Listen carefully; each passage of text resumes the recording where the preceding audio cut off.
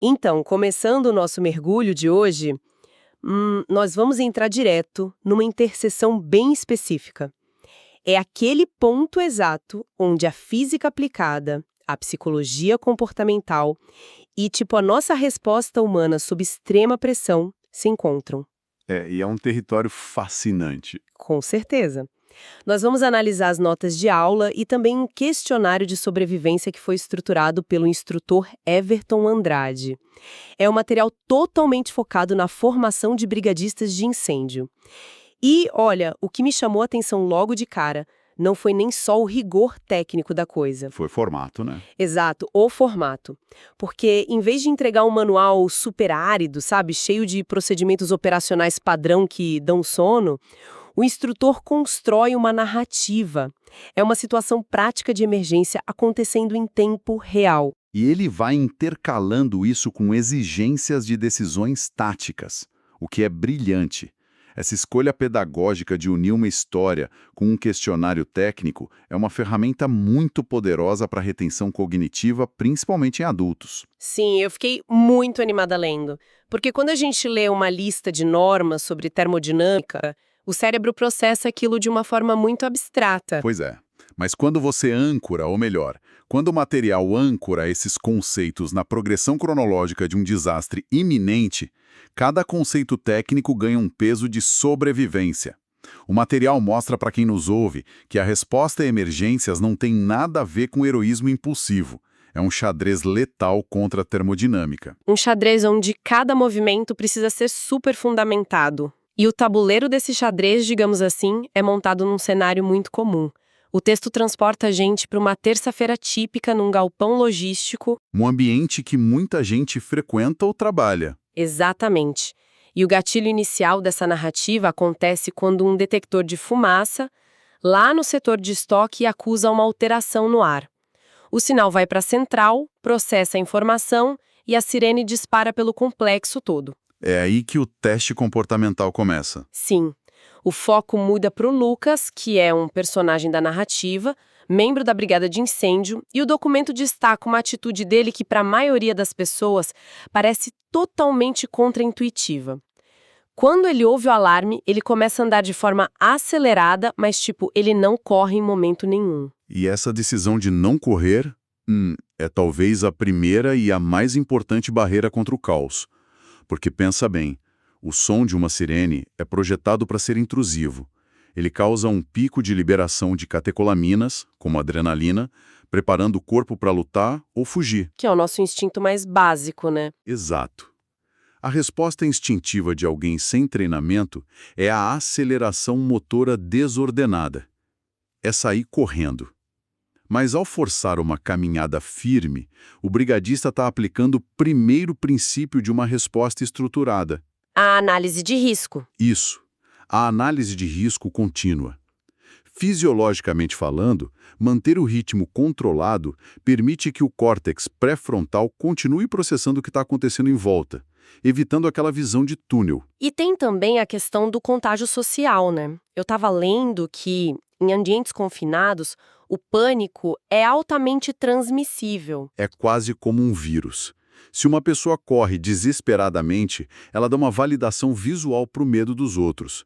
Então a postura física controlada do Lucas atua como uma âncora psicológica para todo mundo ali.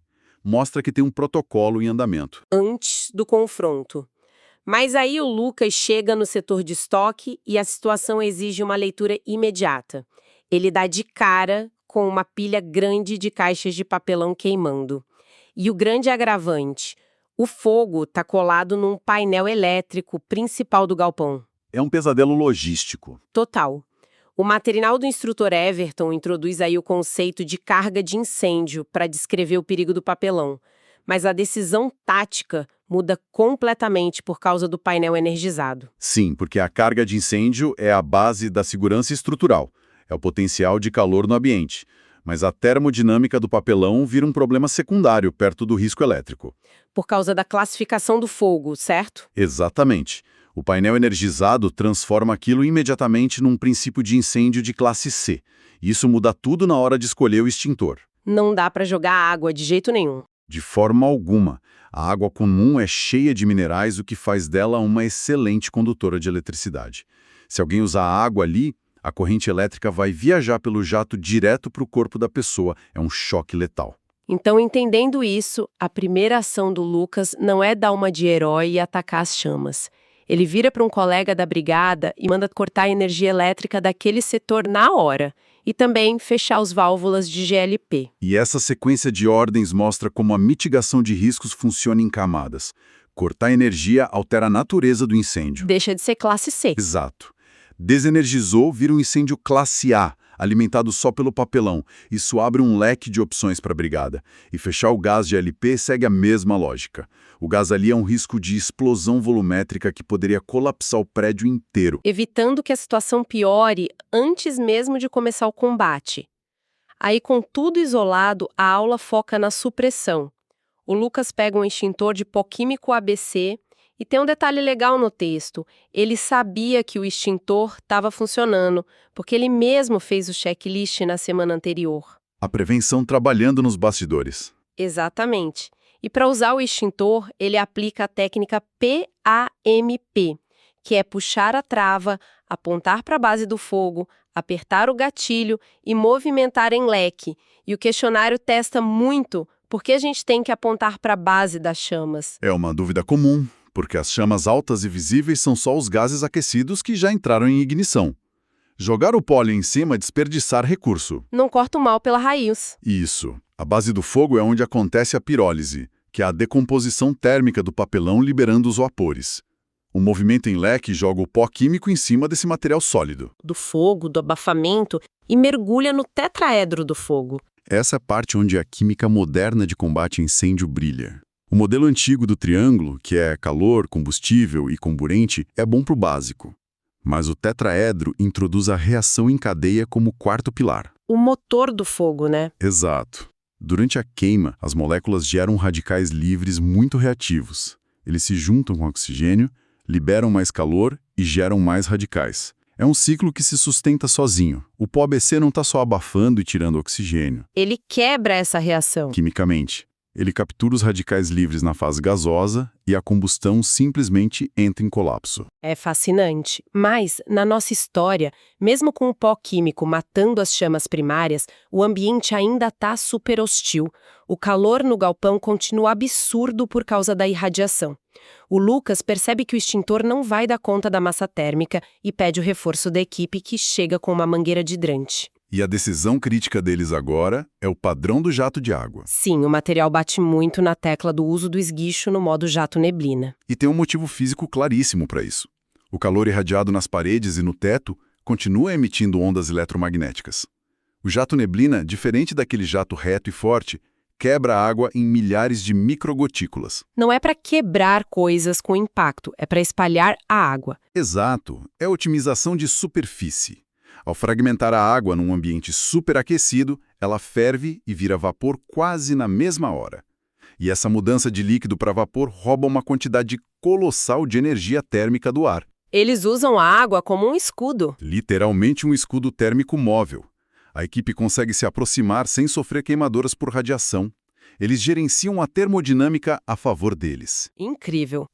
E enquanto eles avançam atrás dessa neblina, tem uma regra biomecânica inegociável na aula. Todo o deslocamento tem que ser feito agachado ou rastejando. Isso vem do comportamento dos fluidos. O ar quente sobe. A estratificação térmica. Isso mesmo. A estratificação cria camadas. Perto do chão, a temperatura pode estar em uns 50 graus, o que é tolerável com o equipamento. Mas se você levanta a cabeça a 1,5 metro de altura... A temperatura passa dos 300 graus, cheio de fumaça tóxica, monóxido de carbono. Ficar de pé ali é colocar o sistema nervoso central direto na zona de morte. E isso nos leva direto ao fenômeno mais assustador descrito no material, o flashover. O texto deixa claríssimo que o resfriamento do teto com jato-neblina é a única coisa que impede esse evento. Porque o flashover é o ponto de não retorno. A fumaça preta no teto é cheia de energia, agindo como um radiador gigante, mandando calor de volta para o chão, esquentando pallets, caixas, plásticos. Até que tudo atinja a autoignição. Exatamente. O flashover não é o fogo se espalhando. É a transição violenta onde tudo no ambiente pega fogo no mesmo exato segundo. É a diferença entre ter um fogo numa sala e ter uma sala em fogo. Se a equipe não resfriar o teto, é o fim. A tensão dessa termodinâmica dita o ritmo para o resto do prédio. O material então muda o foco para os escritórios, onde está rolando a evacuação, as pessoas seguem as rotas de fuga e o texto frisa que o abandono foi um sucesso porque ninguém parou para pegar bolsa ou notebook. E isso é mais difícil do que parece. O estudo do comportamento em emergências mostra que a gente tem uma dissonância cognitiva. O cérebro quer manter a rotina, quer pegar a mochila. Mas 10 segundos procurando uma chave podem ser fatais, né? Totalmente. Num ar tóxico, esses segundos definem se você sai andando ou desmaia no corredor. O desapego material tem que ser absoluto. E nesse fluxo de saída, todo mundo chega na porta corta-fogo, que tem aquela barra anti-pânico instalada. E o questionário do instrutor explora exatamente como a mecânica disso salva vidas contra a força de uma multidão em pânico. É porque uma multidão sob estresse age como um fluido pressurizado. Se tem um estrangulamento na porta, o esmagamento coletivo tira de qualquer pessoa a capacidade de girar uma maçaneta normal. A força nas costas é grande demais. Impossível abrir. A barra antipânico subverte isso. Ela usa a própria força bruta da multidão sendo empurrada contra a porta para destravar o ferrolho e abrir a passagem. É engenharia salvando o comportamento irracional. E funciona. Todo mundo chega no ponto de encontro lá fora, o líder da brigada faz a chamada e a rapidez disso se deve a um simulado de abandono que eles fizeram no mês passado. Aí, entrando na parte médica do questionário, eles falam do protocolo de trauma XABCDE. O foco é gigante na letra X. E tem que ser. Esse X é a modernização da medicina de trauma. Ele vem antes do tradicional ABC das vias aéreas. O X é de exsanguinação, a hemorragia externa massiva. Porque não adianta o pulmão funcionar se não tem sangue. Exatamente. Um corte profundo numa artéria, causado por um escombro, pode drenar o sangue do corpo em menos de 3 minutos.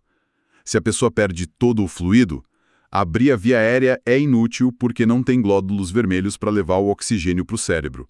Estancar o sangramento com um torniquete ou pressão é a prioridade biológica absoluta. A clínica sobrepondo a intuição. Bom, voltando para o nosso incêndio, os bombeiros militares chegam e assumem o controle.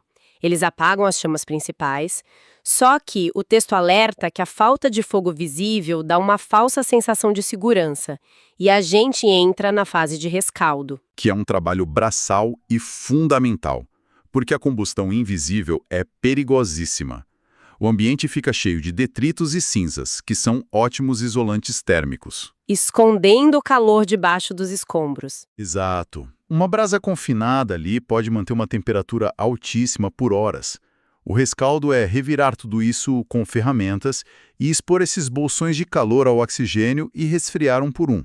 Se não fizer isso direito, de madrugada o vento bate e o incêndio recomeça do zero. A famosa reignição. E no fim do material a gente vê o cenário no dia seguinte. O Lucas acompanhando a perícia para o auto de vistoria do Corpo de Bombeiros, o AVCB. O galpão teve danos, claro, mas ninguém se feriu e a estrutura foi salva. Não foi sorte, foi matemática e preparação pura. É a prova de que a prontidão não é um evento isolado, é disciplina. O entendimento das regras físicas, da termodinâmica, garante que a equipe controle a crise, em vez de ser vítima dela. A clareza dos protocolos superando o caos, a gente vê que desde o fluxo de evacuação até a química molecular, tudo é uma engrenagem projetada para preservar a vida. E para amarrar a nossa análise, eu queria deixar um pensamento um pouco diferente para quem nos ouve.